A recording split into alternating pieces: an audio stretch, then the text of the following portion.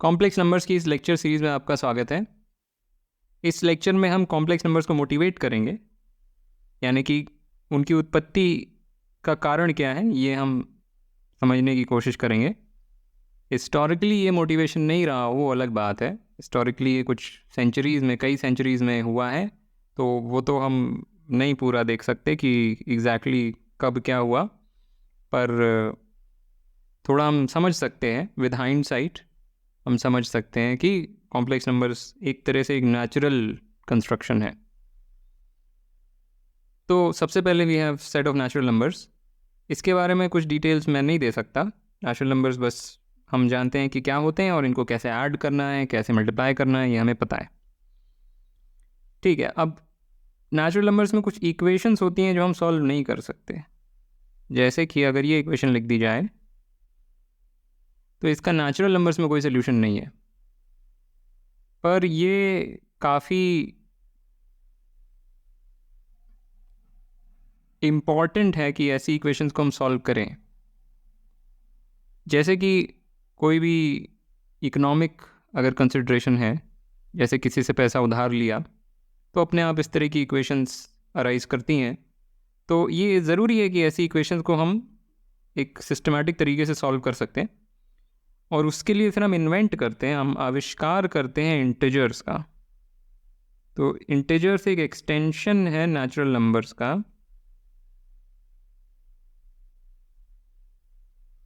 Natural numbers को हमने extend किया है, और ये इन्वेंशन है। ये ऐसा नहीं है कि इंटीजर्स कहीं से हमें मिल गए थे, ये हमने नेचुरल नंबर्स की मदद से बस बनाए हैं, और इस सिस्टम में हम इस इक्वेशन को सॉल्व कर सकते हैं।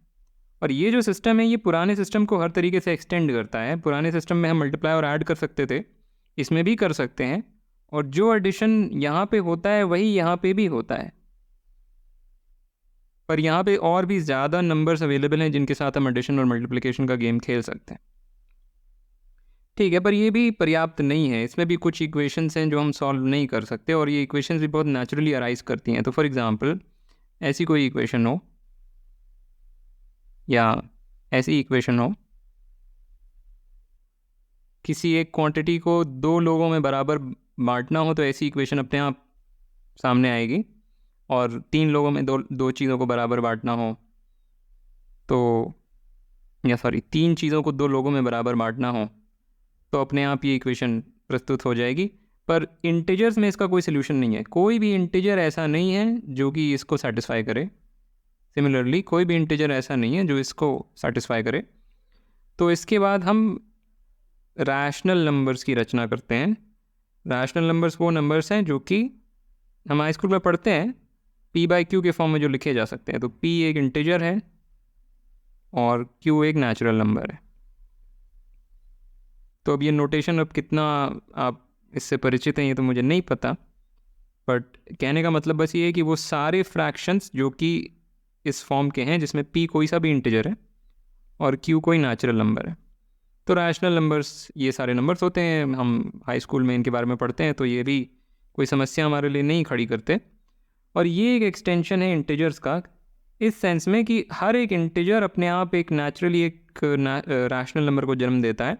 तो अगर मेरे पास कोई इंटीजर लिखा है n, तो उससे एसोसिएटेड रैशनल नंबर होगा n/1। अब हमें आदत हो गई है तो हम n/1 को n ही लिख देते हैं, जिसमें कोई बुराई नहीं है, पर अगर फॉर्मली देखना हो तो ऐसे ही देखेंगे। और ये सिस्टम भी पुराने सिस्टम को एक्सटेंड करता है। जो एडिशन और मल्टीप्लिकेशन यहाँ पे हो रहे हैं वही के वही यहाँ पे हो रहे हैं, पर यहाँ पे अब नंबर्स और भी ज़्यादा हैं जो पहले नहीं थे, वो भी हैं यहाँ पे। तो उनके साथ भी वो एडिशन और मल्टीप्लिकेशन हो रहा है, और यहाँ पे इनफैक्ट डिवीजन भी कर सकते हैं। किसी भी रैशनल नंबर को किसी भी दूसरे नॉन ज़ीरो रैशनल नंबर से डिवाइड कर सकते हैं, जो फैसिलिटी यहाँ पे नहीं थी। तो ठीक है, ये भी हो गया। पर अब यहाँ से जो अगला जो कदम है वो रियल नंबर्स का, वो इक्वेशन सॉल्विंग का मुद्दा नहीं है। कोई इक्वेशन ऐसी नहीं है, या ऐसा नहीं कहना चाहिए कि जस्ट इस तरीके की अलजेब्राइक इक्वेशंस को सॉल्व करने से रैशनल से रियल्स पर पहुंचा जा सकता है। ऐसा नहीं है, ये कुछ और ही बात है। और इसका थोड़ा थोड़ा जो आइडिया मैं ये दे सकता हूँ कि अगर नंबर लाइन जैसी चीज़ जो हम पढ़ते हैं स्कूल में, उसमें रैशनल नंबर्स को प्लॉट करें, तो कुछ ऐसी चीज़ें हैं जो छूट जाती हैं, ऐसा लगता है कि जैसे यहाँ पे कुछ गैप्स छूट गए। अगर इक्वेशंस की बात करें तो फॉर एग्जांपल ये जो इक्वेशन है, ये इक्वेशन रैशनल नंबर्स में सॉल्व नहीं करी जा सकती, क्योंकि हम जैसा कि हम जानते हैं कि स्क्वायर रूट टू कोई रैशनल नंबर नहीं होता। इस इक्वेशन का सोल्यूशन जो भी होगा वो रैशनल नहीं होगा। ये एक फैक्ट है, ये कोई बहुत आसान बात नहीं है, पर ये एक फैक्ट है। तो कम से कम इससे बड़े एक सिस्टम की तरफ इशारा तो मिलता है कि इससे भी बड़े सिस्टम की ज़रूरत है। पर ऐसा नहीं है कि सिर्फ ऐसी इक्वेशंस को सॉल्व करने के लिए हम कोई सिस्टम क्रिएट करें और वो रियल नंबर्स बन जाए। सिर्फ ऐसी इक्वेशन से काम नहीं चलेगा, और भी कुछ करना पड़ता है, पर उस पर ज़्यादा चर्चा नहीं कर सकते अभी। हाई स्कूल लेवल पे वो चर्चा नहीं करी जा सकती। तो ये हम बस फॉर ग्रांटेड ले लेंगे कि रियल नंबर्स हम सोचने के लिए ऐसे सोचते हैं, एक रेखा खींच देते हैं, एक जगह ज़ीरो लिख देते हैं, फिर ये उसमें इंटीजर्स मार्क कर दिए, फिर अगर रैशनल नंबर्स मार्क करने हो तो ये हो गया 3/2 और सो ऑन। और हमें एक इंट्यूटिव आइडिया है कि रियल नंबर्स कैसे बिहेव करते हैं। और ये भी एक एक्सटेंशन है रैशनल नंबर्स का। जो पूरी अरिथमेटिक रैशनल्स में होती है वो पूरी रियल पे करी जा सकती है, पर यहाँ पे और भी काफ़ी कुछ किया जा सकता है, जैसे कि इस तरह के काम। पर अब क्या है कि रियल्स में ऐसी इक्वेशंस हैं जो सॉल्व नहीं करी जा सकती। फॉर एग्जांपल ये इक्वेशन, कोई भी रियल नंबर एक्स ऐसा नहीं है जो इसको सॉल्व कर सके। तो ये भी कुछ कुछ इसी श्रेणी के ही इक्वेशंस हैं। यहाँ पे x का पावर 1 था, यहाँ पे x का पावर 2 हो गया है। तो अब हम ज़बरदस्ती एक नया सिस्टम क्रिएट कर सकते हैं जिसको सेट ऑफ कॉम्प्लेक्स नंबर्स बोला जाता है, जो रियल्स का एक्सटेंशन है, यानी इसकी पूरी अरिथमेटिक यहाँ पे करी जा सकती है और उसमें ये इक्वेशन भी सॉल्व हो जाएगी। तो वो कंस्ट्रक्शन हम आगे देखेंगे, इस लेक्चर में नहीं। तो हम केवल मोटिवेट कर रहे हैं कि कॉम्प्लेक्स नंबर्स का उत्पादन क्यों हो रहा है। तो ये एक मोटिवेशन है कॉम्प्लेक्स नंबर्स को प्रोड्यूस करने का। क्यों हमने इन्वेंट किए कॉम्प्लेक्स नंबर्स? पॉलिनॉमियल इक्वेशंस को सॉल्व करने के लिए। यहाँ पे कुछ पॉलिनॉमियल इक्वेशंस थी जो सॉल्व नहीं हो सकती थी, जैसे ये डिग्री 1 पॉलिनॉमियल है, कोई बात नहीं, पर है तो पॉलिनॉमियल ही।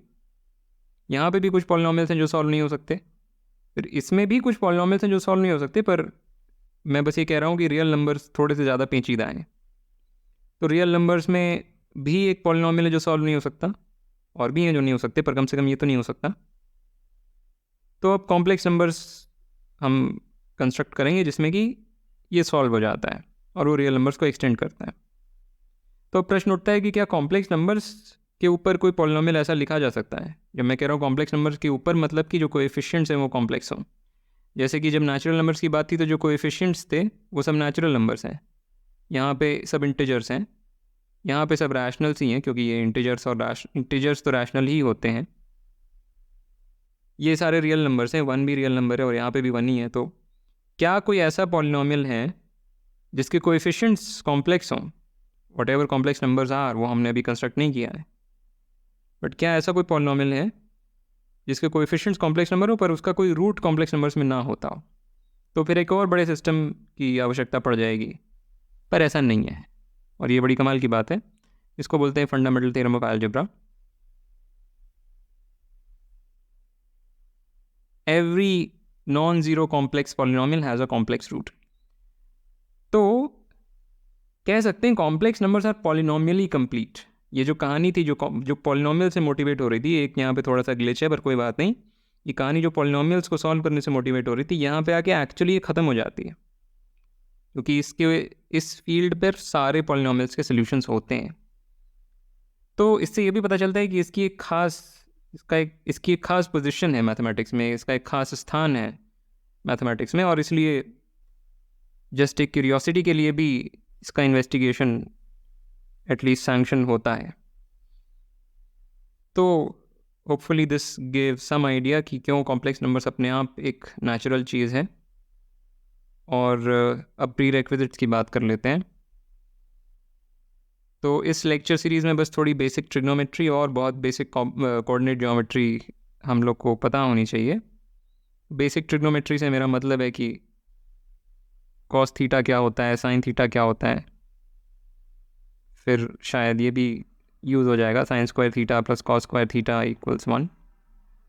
यही छोटी मोटी चीज़ें, कुछ ज़्यादा नहीं। और कोऑर्डिनेट ज्योमेट्री में भी बहुत बेसिक की अगर लाइन की इक्वेशन क्या होती है ये पता है, सर्कल की इक्वेशन क्या होती है ये पता है, तो उतना काफ़ी है, उससे भी कम ही लगेगा पर उतना काफ़ी है। तो ठीक है, यहीं पे ख़त्म करते हैं इस लेक्चर को, और अगले लेक्चर में हम कॉम्प्लेक्स नंबर्स को थोड़ा और विस्तार में देखेंगे। Okay, thank you.